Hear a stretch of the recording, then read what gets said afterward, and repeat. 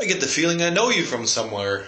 I get the feeling I know you from somewhere. I get the feeling that I know you from somewhere. I know you from somewhere. Well, mate, I'm sure we slapped fins sometime before. No, I'm sure. I'm sure we slapped fins before. I'm certain. I'm sure that we flapped. I'm sure this joke isn't working at all, is it? I'm sure we flapped. We slapped fins before. But think about it. 1 billion years ago. Come on, let's say 700 million years ago. No, let's say 500 million years ago.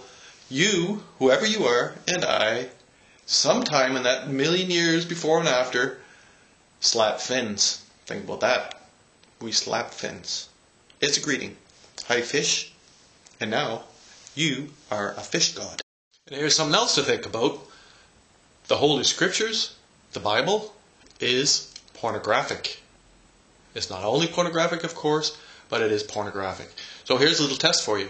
When reading the Torah, remember that the word rod can also mean the word penis. And even the word arm can mean the word penis. It's a euphemism for penis because they don't say the word penis because nobody is supposed to know that we are sexual beings and that a lot of what we do is because of the sexual drive that we have in us because we are sexual creatures. So don't forget about sex when you read the Bible because it's obvious that there's no sex obvious in there, which makes it obvious that it's hidden in there.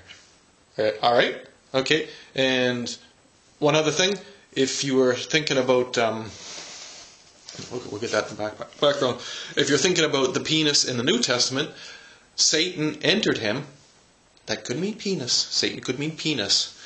And the devil, well, I don't think that has anything to do with penises. I think the devil is doubt. It is self-doubt. Gods can have bad days, of course, but they shouldn't have self-doubt because there is 4 billion years of evolution in your genes.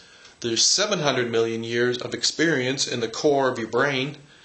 And you've got 1 billion people you can talk to and communicate with and get ideas. I don't think there's any more room for doubt. We have to get busy and decide what we want to do. And I think what I want to do is start on Revelations because I think the Revelations of John can be very revealing if you go in there and see it as a work of warning. Well, I don't think there's too many sexual innuendos in Revelation, the first chapter anyhow. Some of the things one should realize when reading the Revelations is it looks a lot like an acid trip. It may actually be a psilocybin trip, or it may be the John fellow was supposedly on an island, and it was a prison island, so he wasn't well fed. So there's all kinds of things that could lead up to his not being what you would call clear in his head. But I don't think that is a reason not to interpret it. I think it is actually a brilliant thing to interpret because it is so open to interpretation. And I think that's one of the things I love most about the Bible is that it is so open to interpretations, you can actually make it mean whatever you want. Now that, I think, is a brilliant freedom. But I think one of the things we're going to try to concentrate on the Revelation is me not making too much of a fool of the whole thing and trying to explain to you that it's actually a warning of the Roman Empire turning into the Roman Catholic Church, turning into the American Empire, the War Empire, giving back the power of the First Empire, in which you can see the Roman Catholic Church is one of the most powerful empires on the planet, and John told us it would happen. So, in a way, I guess we have to give him some reverence, because he said so much that one of the things he said did come true. And I think if you can interpret a few other things in it, you will find it a little easier.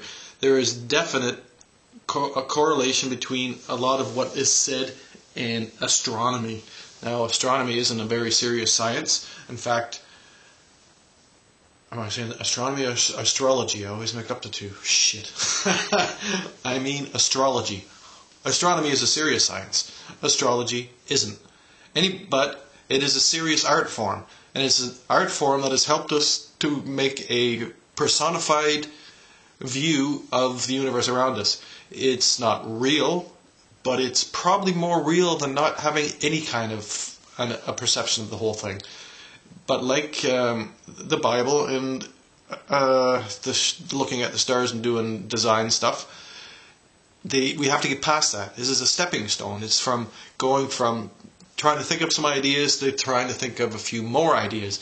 And there's a good chance that the next ideas that we figure out, and a lot of what I say isn't that far along. It's this little step, but in another 15 years it'll seem naive, which is a good thing, and I'm hoping for it.